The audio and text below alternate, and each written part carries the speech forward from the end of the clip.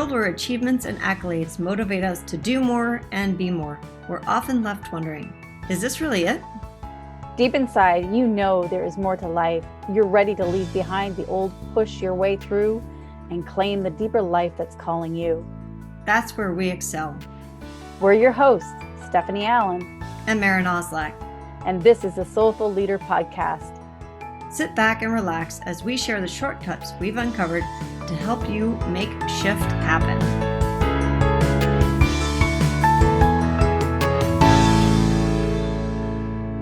Hi, welcome to the Soulful Leader Podcast. This is Stephanie and I'm here with Maren. And today we're talking about an interesting little critter that goes on in almost everybody's inner dialogue, and that's perfectionism. And it kind of relates to, am I good enough? Because when we have perfectionism, I've been looking at that in myself. It's like, my body isn't the same as it was when I was in my 20s. And in my 20s, I didn't think it was perfect either, but I'll tell you, it was a heck of a lot more perfect than it is now. And there's a part of me that really gets attached to that, which creates suffering. And I've been looking at that because why am I attached to that? What is the real story underneath that? And it's like, because I am not my body. I'm not my thoughts, I'm not my emotions, but I do identify with them sometimes. And I forget that I'm not. And when I do that, it literally keeps me isolated. And I wanted to bring that into a way because I hear so many of my clients talking about, well, when I have fill in the blank, when I have enough money, enough time, enough love, then I will fill in your blank, right? And to me, that's almost like a perfectionism deficit because there'll never be enough in the way of that perfectionism attitude. And so we're looking at, with Maren, we were talking earlier about making a shift in that and what that would mean and, you know, the advantages and disadvantages of having a perfectionistic outlook and in-look on life. An in-look. I like the in-look. When you were talking and you said, your body is not as quote unquote perfect as it was in your 20s. And yet in your 20s, it wasn't good enough, was it? Never. Exactly. It doesn't matter.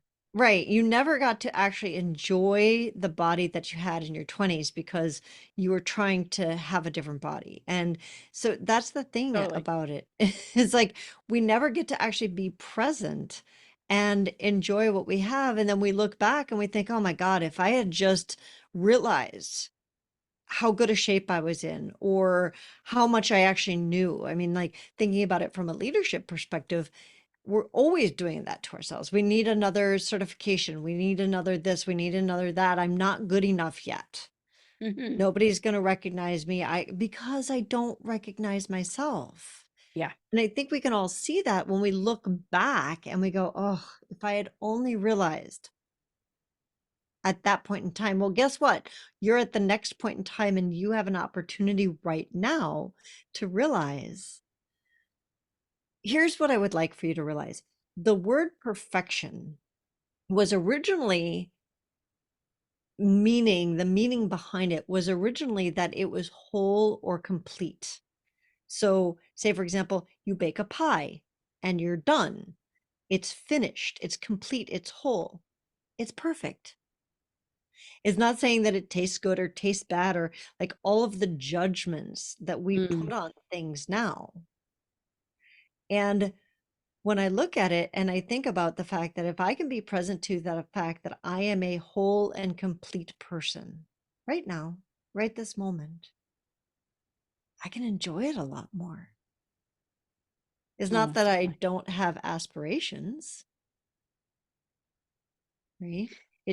Yeah. And our society is so attached to the different belief around perfectionism that, it has to be this way or it has to be right or wrong or good or bad. And, interesting, I was just working with my niece the other day and she's 14. So really great age, right? Like, I don't want to, you can't make me, I don't have to, all that kind of stuff. And why bother? That's the 14-year-old, the meh, whatever. That's the kind of attitude. And yet at 14, you have so much life force. You have so much freedom without any responsibility. Like it's a great time. And all, by the way, all ages is a great time. But I think about how hard it is to be 14 as well. Mm. And we were talking about homework, and she was saying, well, basically, they can't ever fail you. I'm like, what do you mean they can't fail you in school? What are you talking about? She goes, 'cause she wasn't doing her homework. She wasn't going to do her homework, and no one could make her. And that was the way it was. Or that she couldn't have it the way she wanted. It wasn't going to be perfect. So why bother? And Mm. I'm like, wow, this is really, really interesting. And I said, "Well, what do you mean you can't fail?" "Well, unless mom and dad agree to hold me back, they'd have to have written permission to this, give written permission to the school. I can't fail." And I said, "So what do you think about that?" She goes, whatever, doesn't matter." Like, there was zero motivation for her to even try, because it was almost like, well, why bother? I can't be perfect. I can't be good enough. And you can't fail me anyway. So I don't know what to do with my energy. I'm just Mm. beside myself. Right. And I was just reflecting that in my life, because I grew up in a different age of where it was the opposite. So I think this is what happens in our society, right? We polarize. I grew up in a background of gymnastics where when I competed, you're highly, highly judged. Like, I'm telling you, if you had a hair out of place, or your underwear was showing, or the bodysuit went up the crack of your butt, that was it. There was marks taken off. Like, I mean, you had to be perfect in order to even you had to fit an image, and you had to be perfect in the whole time of Nadia Comaneci, right? The perfect 10. Mm. And it's swung the other way now. So it's like, what is the and I don't want to say balance. I'd almost want to say harmony, because to me balance is meeting in the middle, but harmonizing is going up to another level where both are included, and it creates a both and. I like that because it was interesting because I run a networking meeting, and this morning we talked about perfection, which is kind of why it was up for me. And one of the questions I asked at the meeting was, how has it served you? How has perfectionism served you in your life? And one of the women said that she hadn't given it much thought, besides the judgment that we make around it until this moment. And then she thought, you know what? As long as I'm aware of it running, meaning perfectionism, that little beast that runs inside of us, then she can use it to serve her, because I asked how it served in your life, right? And earlier when you and I were talking, you had mentioned like what's the lower vibration of it and what's the upper vibration of it. Mhm. So that it's not 100% good or 100% bad. It's it's it's bringing our awareness to where does it fit in our lives and does it serve us? And when it serves us as a motivator, like with your niece, Mhm. right? If it can motivate us, great. And if it's a stick, oh, I just saw this recently. I posted it on Facebook, I think, of like, it's a great carrot. It's a terrible stick, right? Like, of I'm Yeah. gonna beat myself up with this perfectionism thing. Whereas it can draw us towards this beauty and this enlightenment and this next step for ourselves. And we tend to use it the other way of I'm not good enough. I have Yeah. to do it better. I'm just going to give up because there's no sense in, Well, and I feel that, like, if you're in that state of like, oh, whatever, or why bother, or screw you, or any kind of emotional torque that you have, I would say that's probably a part of you that's acting out as a 14-year-old. Yep. Really. Oh, And I and got that. and are you 14? No. Okay, well then don't be 14. No, in that way, it's like, talk to that 14-year-old, because often that's the part that's holding on to some really great energy, some really great passion, and some life force, and some possibilities. And to be able to set that part of us free, to really integrate it, to bring it up into adult, not by shaming it or punishing it, but it's like really not letting it run you. I had a conversation with someone today. I said, what if you called it a prototype? Mm. And that's really what Maren and I have been doing with our podcast. Is it's a prototype, meaning it's not meant to be perfect. In fact, we let that go. We're presencing what we need to learn to be able to evolve it and be better. And but not as a place that we're attached to. If it is the if it gets so many followers or it doesn't, then we're a success or a failure. We're letting all of that go, mainly as a prototype, not only for ourselves, but also for what we stand for in helping others in developing a new operating system and how we serve ourselves in the world. Is that we're being asked to come to a new level of infrastructure from the inside out, instead Yeah. of looking at the outer results and the outer manifestation only, because that's important. But what are the internal structures that have to be in place in order to support it? In order to support it through the ups and downs of life, in order to feed it, to nourish it. Because I use the analogy of the house. If you have a beautiful house on the outside, you've painted it and it looks wonderful, got great gardens, but you never turn the heat on inside or the air conditioning on in the summertime, like it's going to have some internal problems, and And you that's going to can't live show in up, it. and you can't live in it, and it's going to show up on the outer. The paint's gonna peel, the windows are gonna crack, or, there's gonna be different things that happen, mold builds. It's meant to breathe and it's meant to be dynamic, but the quality of the internal always shows up on the external. And the quality of the external doesn't always mean that that's what's going on in the internal. We've always seen that. We even use that say, beauty is only skin deep. It's like that person might be absolutely gorgeous on the outside, but who knows what's going on internally? And that's not a judgment, that's just a curiosity. Because some people are amazingly beautiful on the inside, as beautiful as they are on the outside. Right. And others are just literally skin deep. There's nothing deep about that person. Like they're empty and lonely and hurting. We don't know. I mean, this is why mental illness is so important that we start addressing it now, because what I mean, mental illness has been there for, centuries, really. But now we've become so evolved in the perfectionism of being able to diagnose and have wonderful technology to be able to see what's going on or what's working or what's not working in the body. It's fabulous. But we're not adept at really going deeper than just the physical. And I don't mean in the visceral of the human body. I'm talking about in the psychology of it and in the emotionality of it, in the soulfulness of it. There's so much more going on that plays out on the body. And this is true in our relationships, in our businesses, in every area of our life. What I see is that when we come from that lower vibration of using perfectionism as a stick to beat ourselves up, it is so constricting. It stops us. It's like I think of that, when I start something new in my life, or if I, got a new job, or I'm even trying for a new job, or I have a new project, it's like there's that, it constricts, it pulls everything in. Whenever I feel like, so imagine that as our listeners, imagine yourself starting something new, and immediately there's this like, ooh, I wonder if I'll be good enough. Hmm. That perfection piece, right? So we tend to pull back from things.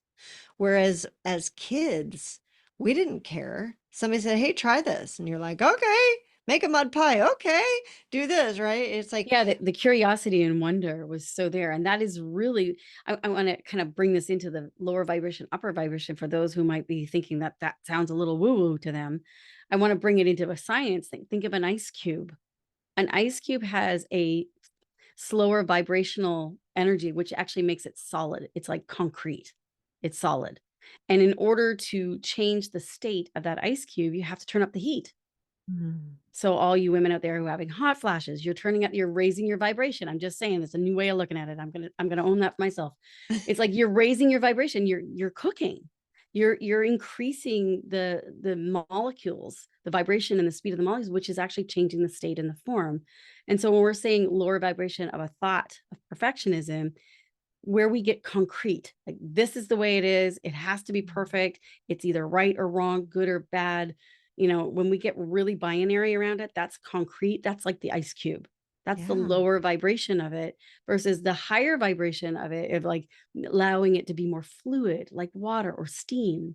I love this analogy because water flows, and we're all looking for more flow in our lives. And Mhm. here's a direct path to more flow in your life, a very clear, like, okay, if I can let go of the perfectionist and the lower The vibration lower of it, vibration of that. right?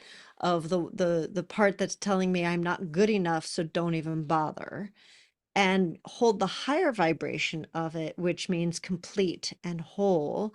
And hey, Well, you know what? and It might take me 12 iterations or maybe 2000 iterations to get there. And I'm going to start because I'm not perfect. And that's okay. Well, and I'm it's not meant to also be. expressing the value that you want to evolve and that you are growing and evolving and you respect beauty. And, it's like the elegance definition of, like, if you think of fashion design, it's like when you look at something that is, haute couture, it's so gorgeous. It's so gorgeous. And yet it's often very simple, Mm, but extremely complex. And so the definition of, of elegance in that way is there's nothing to add and there's nothing to take away. right. It's actually whole, so it's perfect. But there Mhm. was, like you said, many, many, many, many iterations to be able to go through to get to that finalized product. And that's what we are doing in the way of evolution. It's not like it's a once and done. I'm so tired of this. I was like, well, yeah, I tried that once, but it didn't work. Like, you tried it once? Well, I tried it 5 times. Like, from the same perspective, I'm sure. Damn Right. it, this square block is gonna fit into that round hole. Okay, I'm gonna take a hammer, I'm gonna hammer it in there. And it's like, well, wait a minute. Like, did you try different iterations? Did you try different perspective, a different approach? Did you ask for help? All these different things that the lower concrete ice cube style of perfectionism is not having any space whatsoever for being willing to get input or be curious or to flow or any of those things versus allowing it to be more fluid and open. Which, by the way, when things are fluid, you have no pain. If you are Mm. in pain, and I don't just mean physical pain, but that is also true too. If blood and energy is not moving in your body, you are going to have a physical pain. But if it's flowing freely like a river, it's clean, it's clear, it's beautiful. And who doesn't want more of that? More flow. And we can picture that in a river, right? So the areas of the river that aren't flowing, they get stagnant, they start to get stinky, and it serves its purpose, don't get me wrong. Just like it does inside of us, it serves its purpose, and usually its purpose is to uplevel and evolve the area so that it can either grow something new or do something different or start to flow. So it will in nature when those areas stagnate, something will come along, say, for example, an algae, and start to move that energy to a higher level. What we do in ourselves is we actually keep it stagnant. So we're Mhm. not, you're like choosing to change that energy is it does have to be, it has to come from an awareness. It has to be a conscious choice of like, oh, I see that I'm being stagnant there, or I'm being concrete, I'm being the ice cube in that instance because I've constricted my energy and I'm in fear. Mhm. And when I'm constricted and in fear, I have no space for new ideas. I have no space for creativity. Perfection is in at a lower vibrational energy is actually it is the killer of creativity. And so Mhm. we can't move to another place because all of our creativity is frozen in the block of ice. It really is.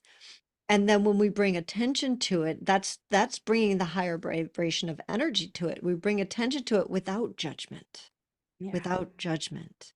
Then we start to, that's where it starts to melt and we start to go into flow. And then there's space for creativity. There's space for other ideas. There's space for curiosity. There's space for other people to help, because we've stopped judging.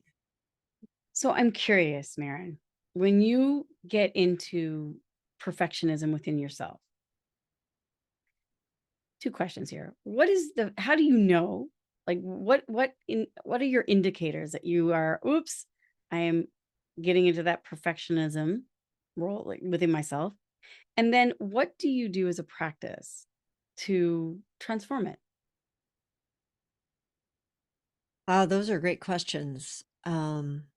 I think the answer to the first, how I know, is when I'm in fear. So Einstein has a great quote, and he said the most important decision that any person can make is whether they live in a friendly universe or not, whether they live in a friendly one or one that is judging, right? The one is that's a hard, horrible universe. And I'm at the point in my life where I would say about 90% of the time I feel like I live in a friendly universe, which means I can trust, I can be imperfect. It's messy, it's lovely, it's beautiful. When I start to feel fear and uncertainty and like, oh my God, I'm going to be judged and I can't do that. And I feel myself constricting. I literally feel myself constricting. And I realized that I'm in a place where I don't believe that that's true. If I lived in a friendly universe, it wouldn't matter because I would make a mistake. I would not be perfect. And on the other side, there would be grace and there would be learning and there would be somebody to help me. And so when I start to feel like those things are not true and I'm constricting, I know that I'm in my perfectionism, program, the lower vibration of it. I'm not in flow. I'm a concrete ice cube. Like I'm gonna be here and scared, right? Mm. And so what do I do? The first thing I have to do is acknowledge it. So I stop and I just go, oh, look at me. And it's interesting because you and I have this thing where we say we've got our stop drop, right? So the next thing I do is I drop. And for me, what dropping means is I drop in, I stop the outer, whatever the outer chatter is, and I go inside and I just drop in and I'm present, not with judgment, not trying to dig around and root something up and be like, oh, you're the culprit, or I just stop and I drop in and I'm present. And sometimes I'm present to what I feel in my body because you mentioned it earlier, our bodies are huge indicators of what's going on. The Mm. physical body will hold vibrations for us. It holds our energy. So when there's a blockage in the body, it gives us a lot of information. There's a blockage somewhere in our energy. So sometimes it'll be an emotional thing. Sometimes it'll be a physical thing. I just am present to what's going on in my body. Mm. And then without judgment, I release it. And I go, what? I ask a question. What would happen if I did X, Y, or Z, whatever the fear is, if I went forward with the job interview, or if I talked to that person that seems a little scary over there, or if I told my boss that I have an idea, whatever it is that I'm starting to feel constricted about, I ask myself, what would be the worst possible outcome? The worst possible outcome. And then I always add the second one, what would be the best possible outcome? Mm-hmm. And I just breathe into each of those.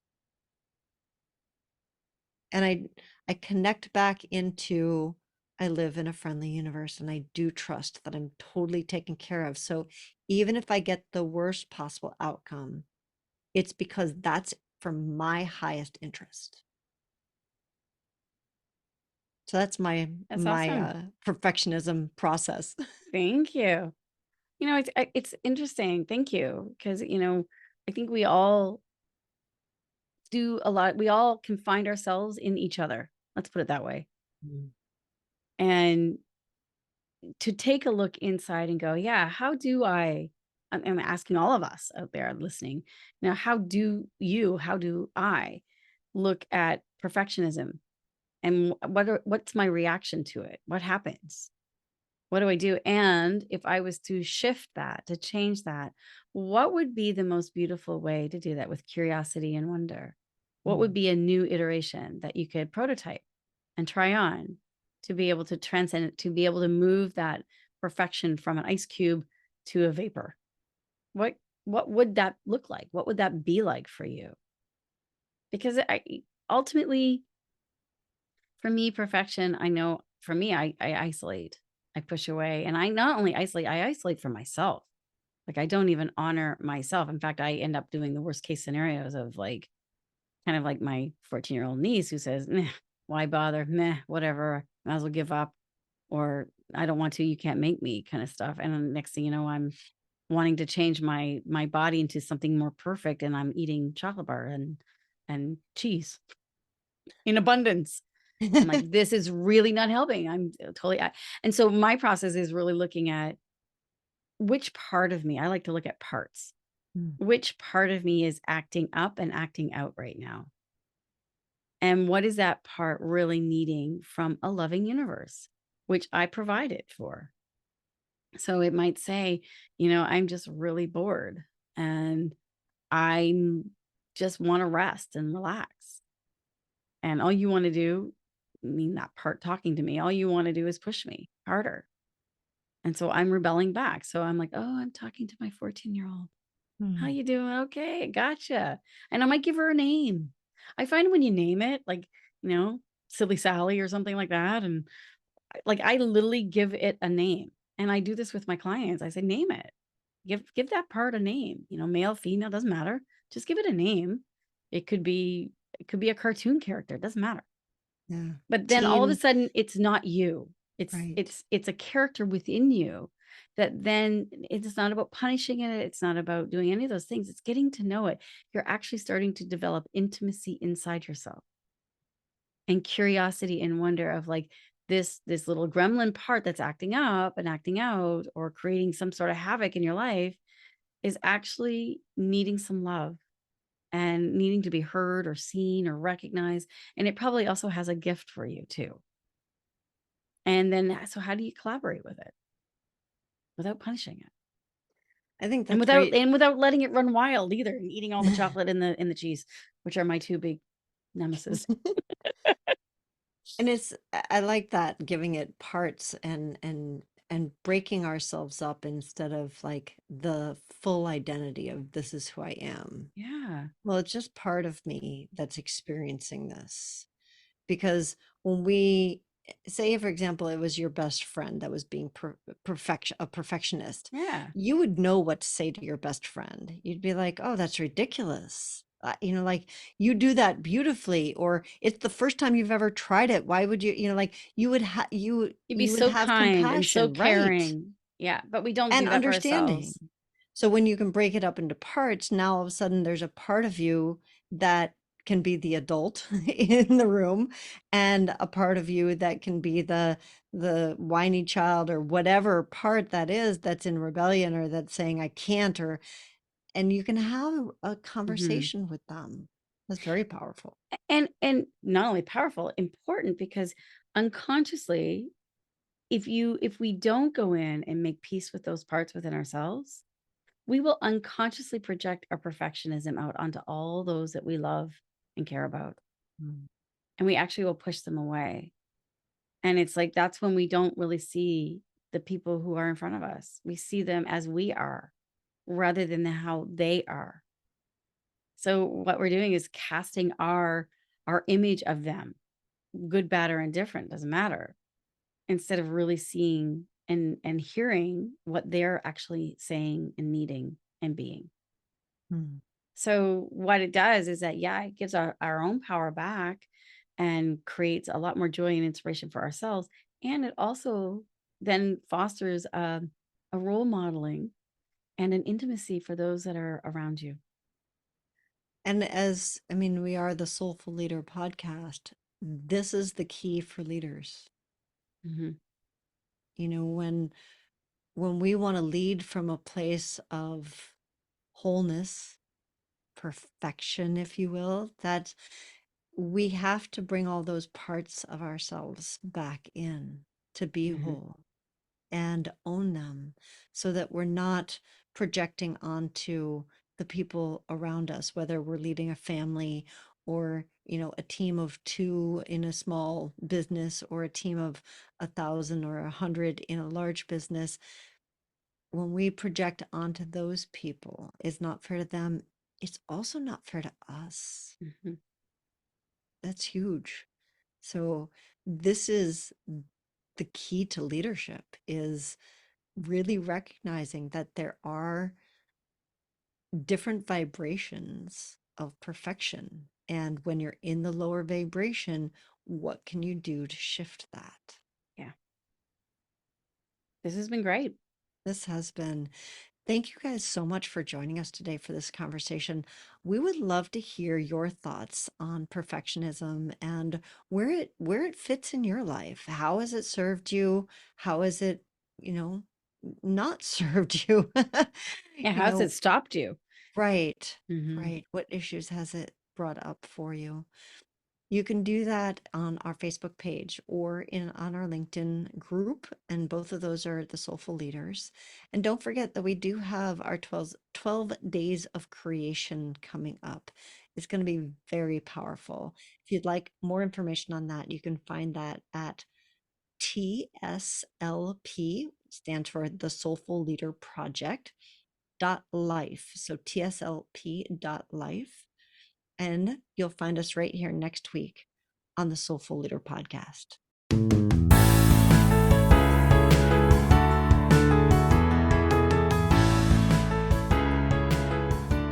And that wraps up another episode of the Soulful Leader podcast with your host, Stephanie Allen And Maren Oslack. Thank you for listening. If you'd like to dive deeper, head over to our website at thesoulfulleaderpodcast.com. Until next time.